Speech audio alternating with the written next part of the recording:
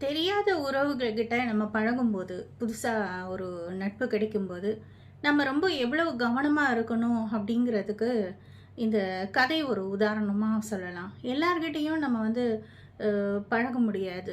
அதாவது அ இப்போ உள்ள காலங்கள்ல யார் நல்லவங்க, யார் கெட்டவங்க அப்படின்னு சொல்ல முடியாது. ஒரு ரூம்மேட் ஒரு ஹாஸ்டல்லயோ, ஒரு ஏதாவது ஒரு பெய்டு ரூம் எடுத்து தங்கி இருக்கிற இடத்துலயோ, அங்க நம்ம பழகக்கூடியவங்க, அவங்க யார் என்னன்னு நமக்கு தெரியாது. அப்படி இருக்கும் பட்சத்துல, அவங்கள நம்பி நம்ம வந்து எல்லா எல்லா விஷயங்களையும் வந்து பகிரக்கூடாது அப்படிங்கிறது தான் ஒரு இந்த கதையிலேருந்து நமக்கு தெரியிற விஷயம். இன்னைக்கு நம்ம பார்க்க போறது வந்து அ ச சவாக்கா அப்படின்ற ஒரு பெண்ணுடைய லைஃப் பத்தி தான். இது வந்து இந்த பெண்ணுடைய தோழியான திரு திரு திருமி அப்படின்னு சொல்லக்கூடிய இந்த பெண். இது எங்கன்னா ஜப்பான்ல ஒரு ஒக்கயாமா அப்படின்ற ஒரு நகரத்துல நடந்த இந்த ஒரு சம்பவம்.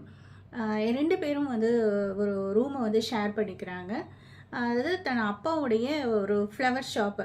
அந்த பிஸ்னஸை வந்து நல்ல ஒரு நிலைமைக்கு இன்னும் நெக்ஸ்ட் லெவலில் கொண்டு போகணும் அப்படின்னு ஒரு சில பிஸ்னஸ்க்கு பிளான் எல்லாம் மனதில் வைத்துட்டு அதுக்காக அந்த பெண் வந்து இந்த நகரத்துக்கு வராங்க. அப்படி இருக்கும்போது அங்கே சில ஃப்ரெண்ட்ஸ் எல்லாரும் சேர்ந்து, அதாவது ஆண் நண்பர்களும் சரி, பெண் நண்பர்களும் சில சில பேருடைய ஒரு அப்பார்ட்மெண்ட்டை வந்து ஷேர் பண்ணுறாங்க. ஷேர் பண்ணும்போது சில கொஞ்ச காலங்கள் ஆகவும் அங்கே இருந்து திரும்பி அப்படின்னு சொல்லக்கூடிய இவங்களுடைய ரூம்மேட்டான அந்த பெண் வந்து அருகில் இருக்க இன்னொரு அப்பார்ட்மெண்ட்டுக்கு அவங்க வந்து மூவ் ஆகுறாங்க.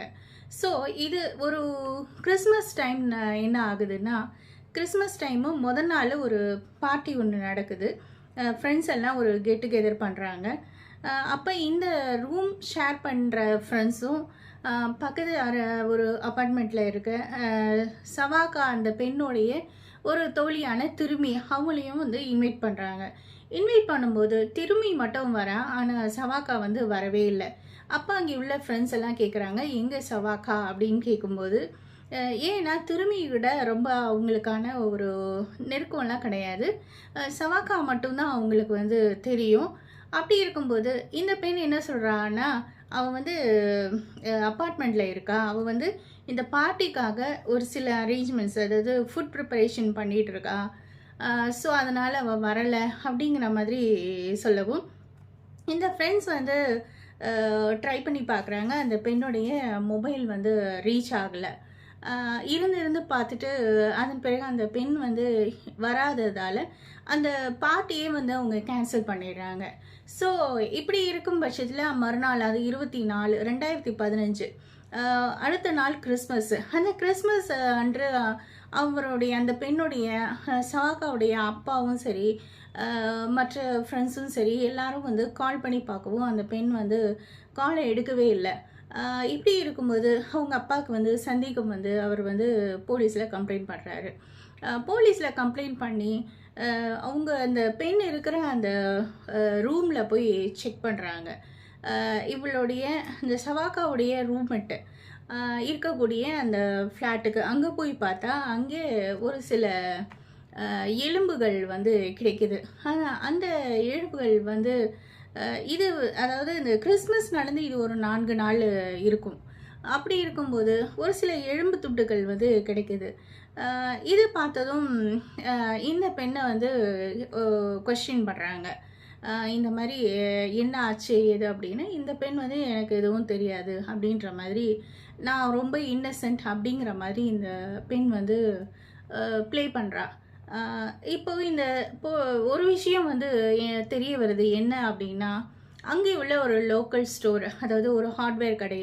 அந்த கடையில் கிறிஸ்மஸுக்கு முத நாள் வந்து இந்த பெண் அவளுடைய தோழியான திருமி என்ன பண்ணுறான்னா, சவாக்காவுடைய கார்டை எடுத்துகிட்டு ஒரு கணிசமான அமௌண்ட்டை வந்து வித்ட்ரா பண்ணுறா. திருமி யாருடைய கார்டு? சவாக்காவுடைய கார்டு எடுத்துகிட்டு போய் இது போலீஸ்க்கு வந்து டவுட் வருது. அதாவது அதுவரை எந்த ஒரு இன்ஃபர்மேஷனும் இல்லை அந்த பெண்ணை பற்றி. ஆனால் வந்து கார்டில் இருந்து யார் நம்பர் எடுத்தது, அமௌண்ட் யார் எடுத்தது அப்படிங்கிற ஒரு விஷயத்த பார்க்குறாங்க. அதன் பிறகு அங்கே உள்ள அந்த லோக்கலில் இருக்க அந்த ஹார்ட்வேர் கடையில் ஒரு சில விஷயங்கள்லாம் வந்து பர்ச்சேஸ் பண்ணதா அதில் வந்து தெரிய வருது. என்ன அப்படின்னா, இந்த திரும்பி வந்து அந்த கடையில் போய் ஒரு முக்கியமாக ஒரு சாப்பிங் போர்டு, அது மட்டும் இல்லாமல் மிகப்பெரிய ஒரு வெட்டக்கூடிய ஒரு ஃபோல்டட் நைஃபு, அதை அதை வந்து வாங்கினது தெரிய வருது. அதோட சில விஷயங்கள், அதாவது பக்கெட்டு, இன்னொன்று சின்ன ஃப்ரீசரு, அது இன்னும் இன்னும் சொல்லப்போனால் இந்த ஃபுட்டெல்லாம் வேஸ்டெல்லாம் வந்து அரைக்கக்கூடிய ஒரு சின்ன சைஸ் மிஷின், இதையும் வந்து வாங்கியிருக்கிறது தெரிய வருது. இதை வந்து பார்க்கும்போது அப்பார்ட்மெண்ட்டில் அவளுடைய ரூமு, திரும்பியோட ரூமில் இந்த விஷயங்கள் எல்லாம் இருக்குது. இதை பற்றி கேட்கும்போது எதுவும் வந்து சொல்லப்படலை. ஆனால் அங்கே உள்ள பாத்ரூமில், அங்கே உள்ள பாத் டப்பில் இந்த பெண்ணுடைய ஒரு சில ஆர்கன்ஸ் எல்லாம் அதில் போட்டு அது ஒரு சொல்யூஷன், அதாவது ஹைட்ரோக்ளோரிக் ஆசிட், இந்த ஹைட்ரோக்ளோரிக் ஆசிட் சொல்யூஷனில் முக்கின அந்த பாகங்கள்லாம் வந்து கூடுகளாக, அதாவது செமி ஒரு லிக்விடாக இருக்குது. அதில் வந்து இந்த முதுகெலும்பு, அது மட்டும் இல்லாமல் மண்டை ஓடு, இந்த மாதிரி விஷயங்கள்லாம் வந்து தென்படுது. இப்போ இந்த பெண்ணை வந்து கூட்டிகிட்டு போய் இந்த பெண்ணை வந்து விசாரணையில் வைக்கிறாங்க. விசாரணையில் வைக்கும்போது இந்த பெண் வந்து எதுவும் சொல்ல மாட்டேங்கிறா. இப்போ அப்படி அந்த பெண்ணுக்கு என்னதான் இவன் மேலே ஒரு கோவம் அப்படிங்கிற விஷயம் வந்து தெரியணும். இப்போ ரெண்டு பேரும் ஷேர் பண்ணும்போது அந்த அந்த ரூமுக்கான ரெண்ட்டு எல்லாமே வந்து அவளுடைய தோழியான சவாக்கா தான் வந்து பே பண்ணியிருக்கா அதுவரை. மற்ற எல்லா விஷயங்களும் ஃபைனான்ஷியலாக அவள் தான் பார்த்துட்டு இருந்தான்.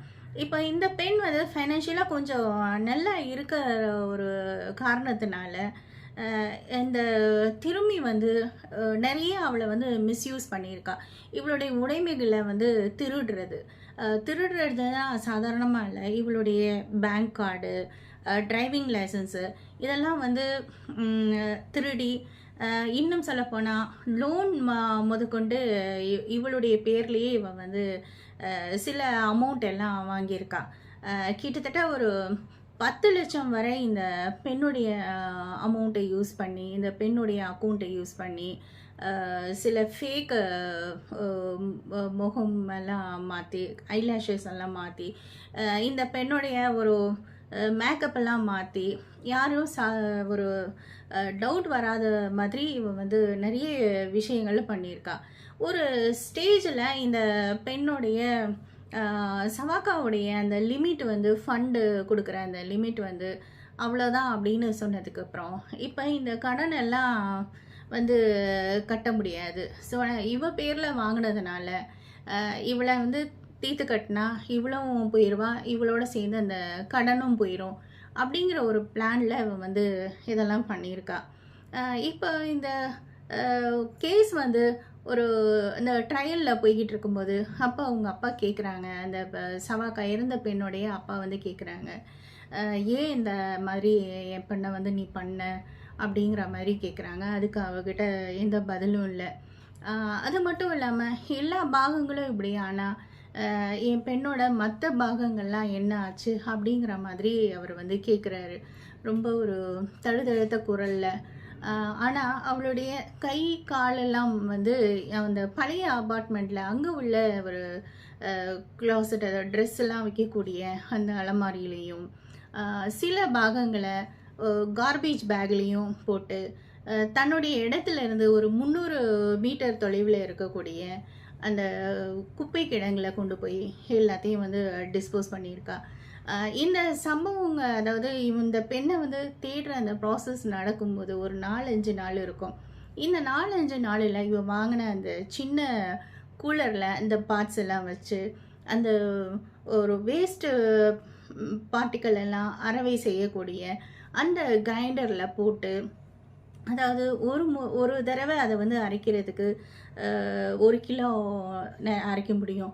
அப்படி அதாவது அது எடுக்கும் ஒரு ஒரு அரை நாள் எடுக்கும். அது ஒவ்வொரு கிலோவா அதை வந்து அரைச்சு அந்த பார்ட்ஸ் எல்லாம் வந்து அதை வந்து டிஸ்போஸ் பண்ணுறான். அவளுடைய எண்ணம் வந்து இதை முடிஞ்ச வரைக்கும் இது சீக்கிரம் இதை நம்ம வந்து எதுவும் இல்லாமல் நம்ம ஆக்கிடணும். ஆனால் அந்த பாத்ரூமில் பதிந்திருக்க அந்த இரத்த கரைகள்லாம் வந்து ஒரு சாட்சியாக அமைஞ்சிருது. ஸோ இதனால் அவளால் தப்பிக்க முடியல. இவளுடைய இந்த கேஸ் டிஃபென்ஸ் லாயர் என்ன சொல்கிறாரு அப்படின்னா, இந்த பெண் திரும்பி வந்து ஒரு நார்மலாகவே அவள் சின்ன வயசுலேருந்து நிறைய கஷ்டங்களை அனுபவிச்சிருக்கா. அவளுடைய கிராமத்தில் அவள் அம்மாவோட இருந்த சமயத்தில் அவங்க அம்மாவுடைய 2ஆம் கணவர்னால நிறைய அப்யூஸ் வந்து ஃபேஸ் பண்ணதாக சொல்லப்படுது.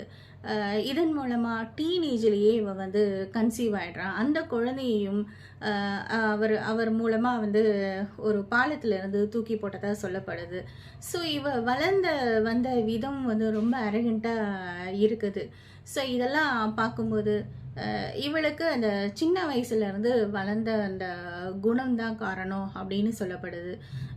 எது எப்படியோ இந்த பெண்ணுக்கு வந்து ஒரு லைஃப் சென்டென்ஸு கொடுத்துட்றாங்க.